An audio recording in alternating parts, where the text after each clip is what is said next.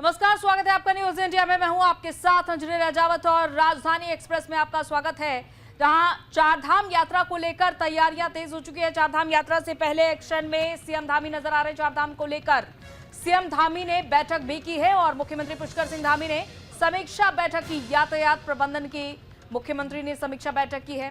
30 अप्रैल से चारधाम यात्रा की शुरुआत होने जा रही है और इसको लेकर व्यापक इंतजाम देखे जा रहे हैं। लगातार देखा जा रहा है कि सीएम पुष्कर सिंह धामी लगातार समीक्षा बैठक कर रहे हैं और सभी अधिकारियों को निर्देश भी दिया जा रहा है। और इसके साथ ही आपको बताते चले कि हर एक धाम के लिए यानी कि चारों धामों के लिए सचिव भी तैनात किए गए हैं, जो कि इन धामों की अलग अलग तौर पर जिम्मेदारी संभालेंगे। इधर चारधाम यात्रा से पहले एक्शन मोड में है सीएम पुष्कर सिंह धामी। जिला अधिकारियों के साथ उन्होंने वर्चुअली बैठक भी की है और सीएम धामी का अफसरों को सख्त अल्टीमेटम है। यात्रा मार्ग पर सड़कों को गड्ढा मुक्त करने के निर्देश दिए उन्होंने। उत्तराखंड के मुख्यमंत्री पुष्कर सिंह धामी एक्शन मोड में आ चुके हैं। चारधाम यात्रा से पहले सीएम धामी ने सभी जिलाधिकारियों के साथ एक वर्चुअल मीटिंग की और बैठक करके सख्त निर्देश दिए हैं। मुख्यमंत्री ने साफ कहा कि जो भी अधिकारी या कर्मचारी पिछले 3 साल से एक ही जगह पर तैनात है, उन्हें तत्काल प्रभाव से बदला जाए। लंबे समय से जमे अफसरों को लेकर सरकार अब सख्त रवैया अपना रही है। और इतना ही नहीं, सीएम धामी ने चारधाम यात्रा मार्ग में पड़ने वाले जिलों को भी सभी सड़कों को 15 दिन के भीतर गड्ढा मुक्त करने का अल्टीमेटम कर डाला है। और मुख्यमंत्री ने निर्देश दिए हैं कि कंट्रोल रूम पूरी तरीके से सक्रिय रहे, यात्रा से जुड़ी हर गतिविधि पर नजर रखी जाए और किसी भी तरह की लापरवाही बर्दाश्त नहीं की जाएगी। चारधाम यात्रा 30 अप्रैल से शुरू होने जाएगी। इससे पहले मुख्यमंत्री ने सिस्टमैटिक साफ सफाई और जवाबदेही की बड़ी तैयारी का ऐलान भी कर दिया है। देखना अब यह है कि प्रशासन इन आदेशों पर कितनी तेजी से अमल करता है।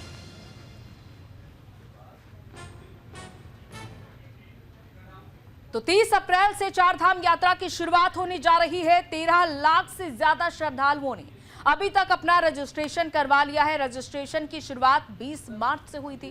गंगोत्री और यमुनोत्री धाम के कपाट 30 अप्रैल को खुलेंगे। केदारनाथ धाम के कपाट 2 मई को खुलेंगे।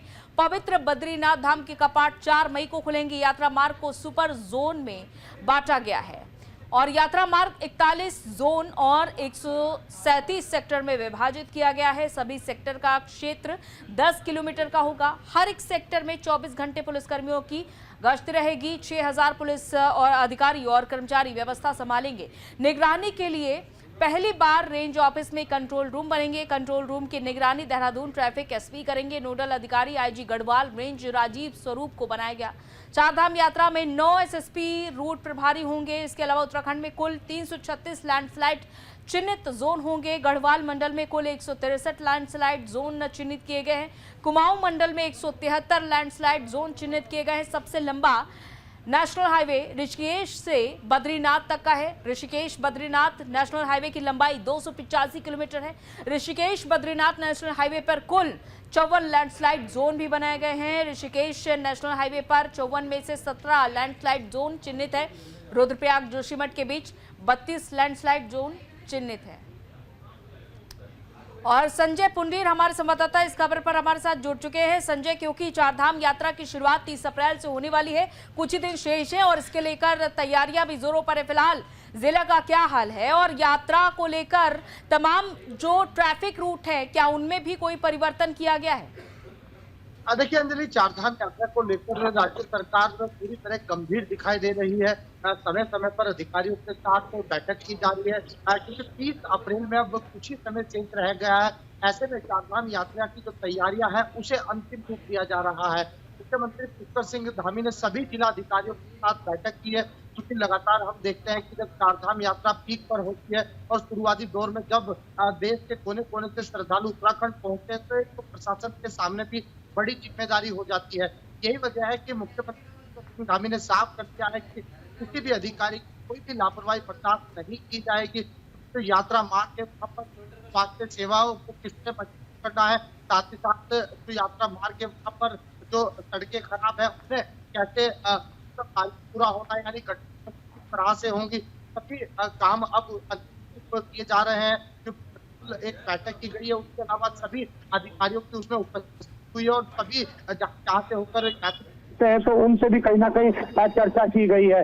ऐसे में चारधाम यात्रा में किसी भी तरह की अव्यवस्था ना हो, इसके लिए कहीं ना कहीं मुख्यमंत्री पुष्कर सिंह धामी समय समय पर अधिकारियों के साथ रायशुमारी कर रहे हैं और लगातार ही जो जनपद है, जनपद के जो जिला अधिकारी है, खासकर केदारनाथ की बात की जाए या बद्रीनाथ की बात की जाए, तो हम देखते हैं कि वहां के जो मार्ग है, कई बार यात्रियों को दिक्कत होती है, तो उन यात्रियों का लगातार, उन रास्तों का लगातार निरीक्षण किया जा रहा है ताकि श्रद्धालुओं को किसी तरह की दिक्कत ना हो। अंजलि, साथ ही मार्गों में ये भी ध्यान देना जरूरी होता है कि स्वास्थ्य सुविधाएं भी मुहैया कराई जा सके, क्योंकि चारधाम यात्रा के दौरान कई श्रद्धालु होते हैं जिन्हें की स्वास्थ्य संबंधी परेशानियां भी होती हैं। इसको लेकर के क्या इंतजाम किए गए हैं?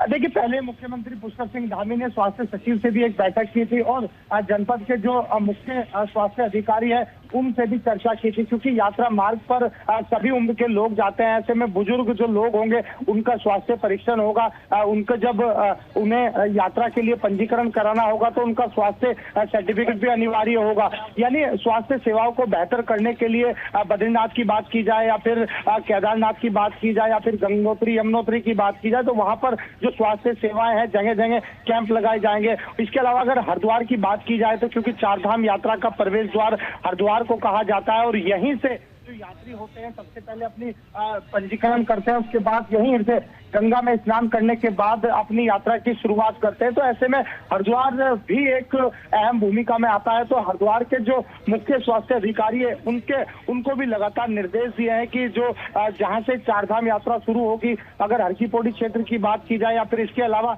जो क्षेत्र है वहां पर स्वास्थ्य कैंप लगाए गए हैं ताकि जो यात्री होंगे उनका स्वास्थ्य परीक्षण अच्छे से हो सके। अंजलि, चलिए, बहुत बहुत शुक्रिया संजय तमाम जानकारी के लिए आपका। और इधर अगली खबर है लक्सर से, जहां लक्सर में सांसद त्रिवेंद्र सिंह रावत ने पंचलेश्वर घाट पर पहुंचकर बाण गंगा का निरीक्षण किया। इस दौरान हमारे संवाददाता जसवीर सिंह ने सांसद त्रिवेंद्र सिंह रावत से खास बातचीत की। क्या कुछ कहा उन्होंने, सुनिए। महाभारत कालीन पंचलेश्वर महादेव मंदिर के अब दिन संवरने वाले हैं, यानी कि कहा जा सकता है कि पंचलेश्वर घाट पर भी अब जीर्णोद्वार की कार्य योजना बन सकती है। वजह है कि आज पूर्व मुख्यमंत्री एवं मौजूदा हरिद्वार सांसद त्रिवेंद्र सिंह रावत ने इस पंचलेश्वर घाट का निरीक्षण किया है और मंदिर में जाकर भी पूजा अर्चना की है। कहीं ना कहीं लोगों द्वारा लगातार मांग की जा रही थी, आज वो खुद ग्राउंड पर पहुंचे हैं, यानी ग्राउंड जीरो पर आकर उन्होंने देखा है और आगे क्या कार्य योजना है इस बात भी हम बात भी करेंगे। और आप देख सकते हैं कि उनके साथ में ये तमाम स्थानीय लोग हैं जो कहीं ना कहीं जानकारी दे रहे हैं। और ये पंचलेश्वर घाट जिस पर यहाँ अधिकांश लोग आकर के अपने यानी कि लोगों को यहाँ एक तरह से मुक्ति दी जाती है और इस घाट का आज निरीक्षण किया गया। सर, जिस तरह से आपने निरीक्षण किया है, अब क्या क्या तैयारी है आगे भविष्य में इस पंचलेश्वर घाट की जो प्राचीन महाभारत कालीन बताया जाता है? हाँ, देखिए, पंचलेश्वर घाट जो है ये मान्यता है कि ये पांडव कालीन मंदिर यहाँ पर बना है और हमारे देश में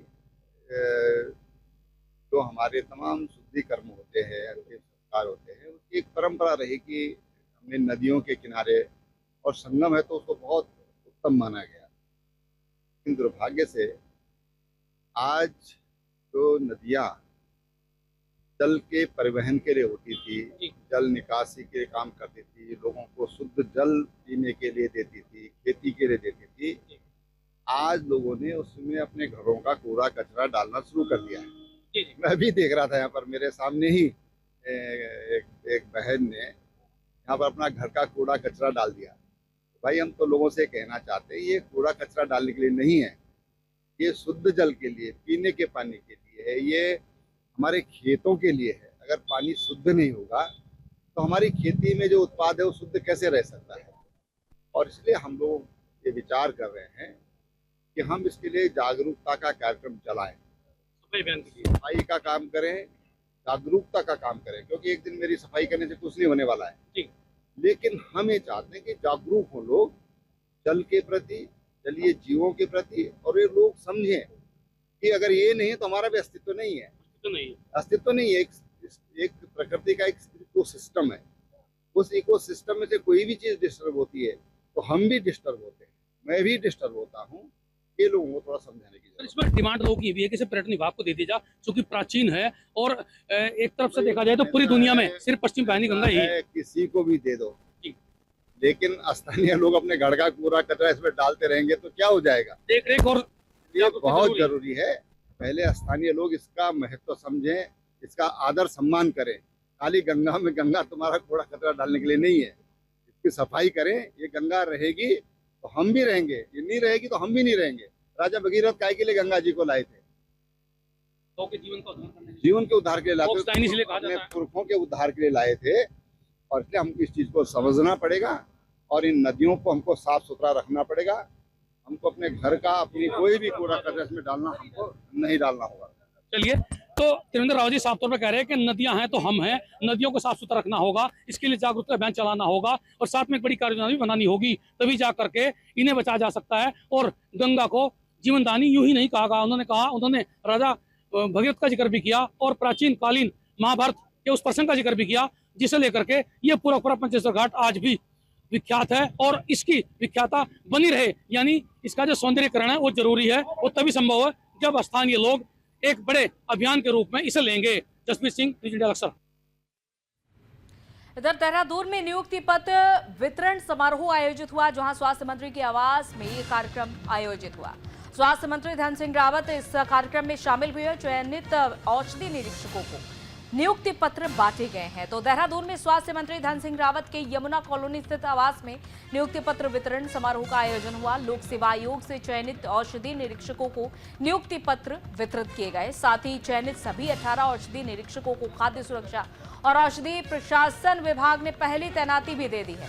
वहीं मंत्री डॉक्टर धन सिंह रावत ने कहा कि इन नियुक्तियों से विभागीय कार्यों में गति आएगी और दवा निर्माण और विक्रय प्रक्रिया में पारदर्शिता बनाए रखने में भी मदद मिलेगी। उन्होंने सभी नवनियुक्त निरीक्षकों को शुभकामनाएं भी दी।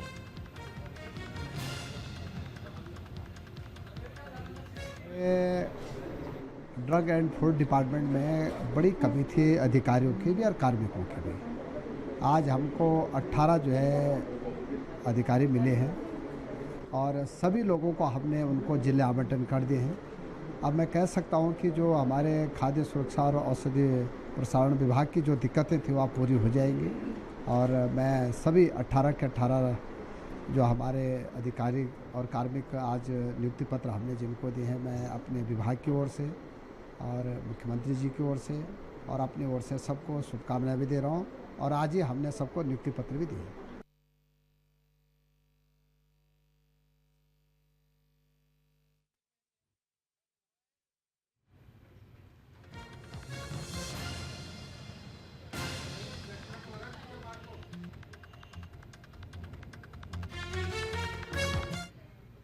इधर खेल मंत्री रेखा आर्या ने समीक्षा बैठक की। रेखा आर्या ने अधिकारियों के साथ मीटिंग की है। मीटिंग में खिलाड़ियों को प्रोत्साहित करने की पहल उन्होंने की है।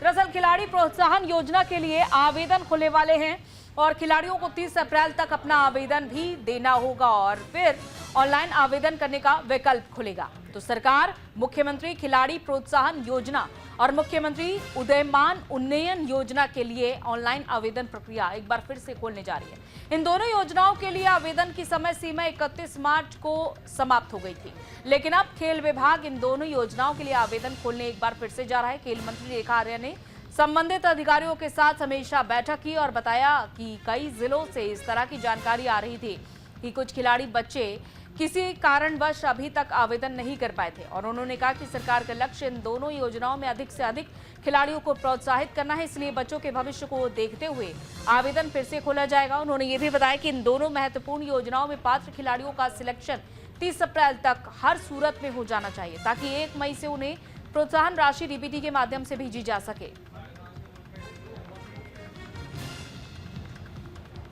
तो खेल मंत्री रेखा आर्या ने एक बार फिर से इस मामले को लेकर समीक्षा बैठक की और खिलाड़ियों को प्रोत्साहित करने के लिए एक बार फिर से खिलाड़ी प्रोत्साहन योजना के लिए आवेदन ओपन हो चुका है।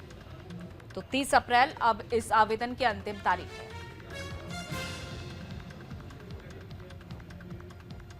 जिले के जो हमारे जिला क्रीड़ा अधिकारी है उनसे मुख्यमंत्री खिलाड़ी उदीयमान उन्नयन योजना जो कि 8 से 14 वर्ष तक के बच्चों के लिए है और जो 14 से लेकर 23 वर्ष तक के बच्चे हैं मुख्यमंत्री खिलाड़ी प्रोत्साहन योजना की समीक्षा की गई है, जिसमें किस प्रकार से हर जनपद में कार्यवाही चल रही है, बच्चों के ट्रायल चल रहे हैं, अथवा उनको क्या चुनौती लग रही है अथवा उनके क्या सुझाव हैं, ये सारी चीज़ों की समीक्षा की गई है, जिसको लेके ये निर्देशित कर दिया गया है कि हम 1 मई से मुख्यमंत्री खिलाड़ी उद्यमान उन्नयन योजना और प्रोत्साहन योजना का जो प्रोत्साहन राशि है वो हम खिलाड़ियों को डीबीटी करेंगे, जिसको लेके खिलाड़ी चयन प्रक्रिया को बहुत तेजी गति से जो है वो पूर्ण करने के निर्देश दिए हैं।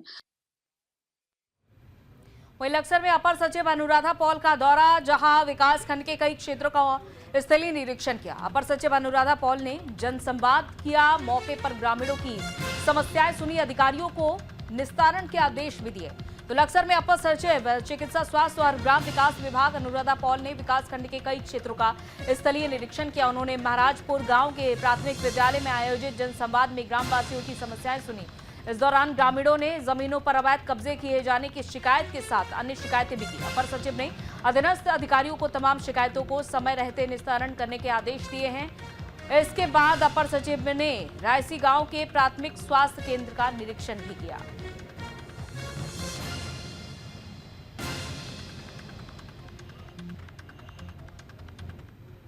औचक निरीक्षण मैंने आज पीएचसी सेंटर का किया है। इन जनरल पीएचसी सेंटर बहुत अच्छा बना हुआ है, क्वालिटी बहुत अच्छी है, साफ़ सफाई जनरल व्यवस्था भी हमारी बहुत अच्छी है, सुदृढ़ है। बस एक समस्या जो यहाँ पर देखने को मिली है वो रास्ते को लेकर है। मेन रोड से कनेक्टिविटी इसकी काफ़ी दूर है, तो बरसात के दिनों में यहाँ पर पानी वगैरह भराव की समस्या बहुत होगी। तो इसके लिए एक विकल्प के तौर पर जो बताया गया है कि रेलवे का एक नया टिकट घर अन्य बन रहा है, तो वो मेन रोड से कनेक्टेड है, तो उनसे एसडीएम और उनसे एक लिखित में मैं चिट्ठी भी भेज दूंगी।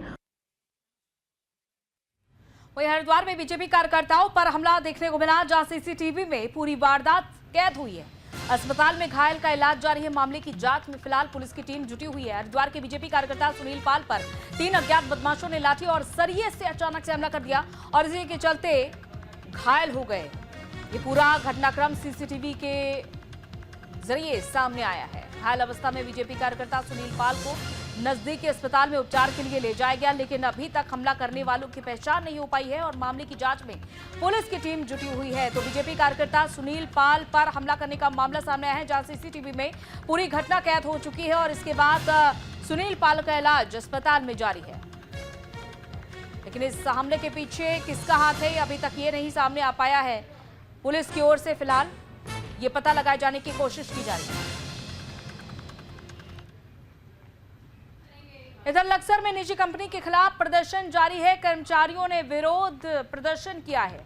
दरअसल इसके लिए महापंचायत भी आयोजित की गई। सपा और कांग्रेस ने शिरकत की है और सरदना से सपा एमएलए अतुल प्रधान इस प्रदर्शन में शामिल हुए। शामली से जिला पंचायत अध्यक्ष ने शिरकत की। वरिष्ठ कांग्रेस नेता हीरा सिंह भी महापंचायत में पहुंचे। प्रदर्शन में कर्मचारियों को बहाल करने की मांग की गई है। तो लक्सर में निजी कंपनी से टर्मिनेट किए गए 3 कर्मचारियों को बहाल किए जाने की मांग को लेकर महापंचायत आयोजित की गई। इसमें उत्तर प्रदेश के सरधना से सपा विधायक अतुल प्रधान, यूपी के शामली से जिला पंचायत अध्यक्ष मनीष चौधरी, उत्तराखंड से कांग्रेस सरकार में मंत्री रहे वरिष्ठ कांग्रेस नेता हीरा सिंह बिष्ट ने भी शिरकत की। वहीं तीनों जनप्रतिनिधियों ने प्रबंधन पर हठ धर्मिता करने और शासन प्रशासन पर मजदूरों के साथ अन्याय कराए जाने के आरोप लगाते हुए जमकर बखिया उखेड़ी है। साथ ही ऐलान किया कि अगर मांगे नहीं मानी गई तो फैक्ट्री गेट के सामने ही उग्र आंदोलन किया जाएगा। और एसपी इतिहास शेखर सोयाल और एसडीएम सौरभ असवाल को वार्ता के लिए बुलाया गया। दोनों अधिकारियों ने फैक्ट्री प्रबंधन से वार्ता के लिए 24 घंटे का समय भी मांगा।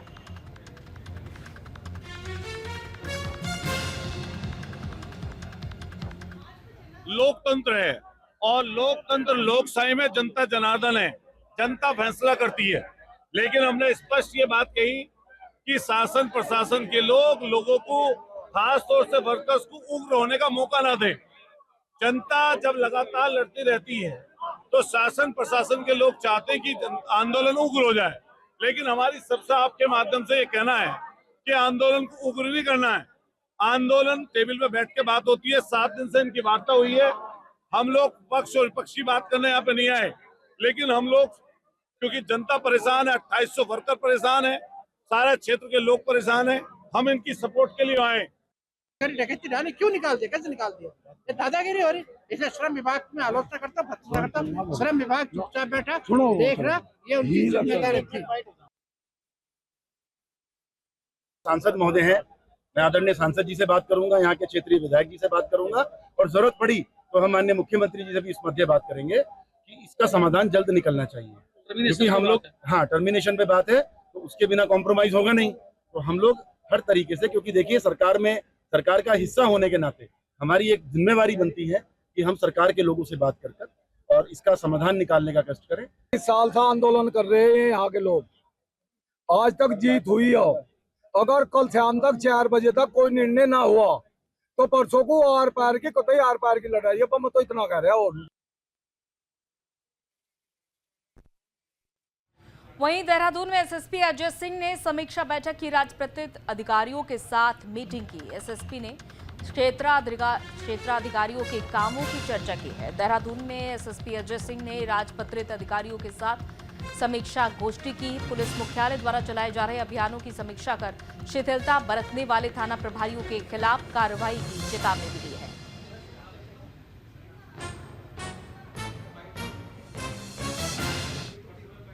तो वहीं रुड़की में पुलिस और बदमाशों के बीच मुठभेड़ हुई। पुलिस की गोली से घायल हुआ बदमाश। जहां घायल बदमाश पुलिस को चकमा देकर फरार हो गई और अस्पताल में इलाज के दौरान ये बदमाश फरार हो गया। बदमाश के फरार होने पर हरिद्वार पुलिस में हड़कंप मच चुका है, क्योंकि भगवानपुर पुलिस और बदमाशों के बीच मुठभेड़ हुई, जिसमें गोली लगने से एक बदमाश घायल हो गया। इसे उपचार के लिए सिविल अस्पताल रुड़की भेजा गया। सरकारी अस्पताल में भर्ती आरोपी ने वॉशरूम जाने का बहाना बनाया और खिड़की से कूदकर फरार हो गया। अस्पताल से भागने की खबर मिलते ही हरिद्वार पुलिस में हड़कंप मच गया और एसएसपी प्रमेंद्र सिंह डोभाल ने सख्त नाराजगी जताई और तत्काल सर्च ऑपरेशन के आदेश भी दिए। चारों ओर नाकाबंदी, चप्पे चप्पे पर तलाशी, लेकिन फिलहाल आरोपी का कोई सुराग नहीं लग पाया है। वहीं देवभूमि में गर्मी की तपिश देखने को मिल रही है, जहां लोग परेशान हो चुके हैं। आज पहाड़ों में बदलेगा मौसम का मिजाज, जहां मैदान में राहत के आसार फिलहाल अब कम नजर आ रहे हैं। अप्रैल के शुरुआती दिनों से गर्मी की तपिश मैदान से लेकर पहाड़ तक लोगों को अब परेशान करने लगी है। हालांकि आज प्रदेश के पर्वतीय इलाकों में मौसम बदलने की संभावना जरूर है, लेकिन मैदानी इलाकों में राहत के आसार कम है। मौसम विज्ञान केंद्र की ओर से जारी पूर्वानुमान के अनुसार उत्तरकाशी, चमोली, पिथौरागढ़ जिले के कुछ इलाकों में हल्की बारिश होने की संभावना जताई गई है, जबकि अन्य जिलों में मौसम शुष्क रहेगा। आने वाले दिनों की अगर बात करें तो पर्वतीय इलाकों में 11 अप्रैल तक मौसम बिगड़ने के आसार हैं।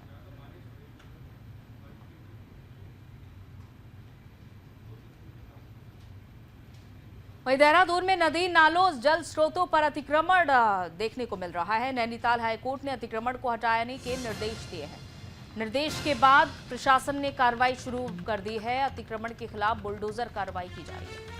देहरादून के पचवादून क्षेत्र में नदी, बरसाती नाले, डांग और तालाब की जमीनों को हाईकोर्ट के निर्देश के बाद अब प्रशासन ने खाली कराना शुरू कर दिया है और तहसीलदार विकास नगर विवेक राजौरी के नेतृत्व में भीमावाला क्षेत्र से ध्वस्तीकरण की कार्रवाई भी शुरू हो चुकी है। विकास नगर तहसील के अंतर्गत 7 हेक्टेयर के करीब भूमि है, जिसे अब न्यायालय का पालन करते हुए जिला प्रशासन ने खाली कराना शुरू कर दिया है।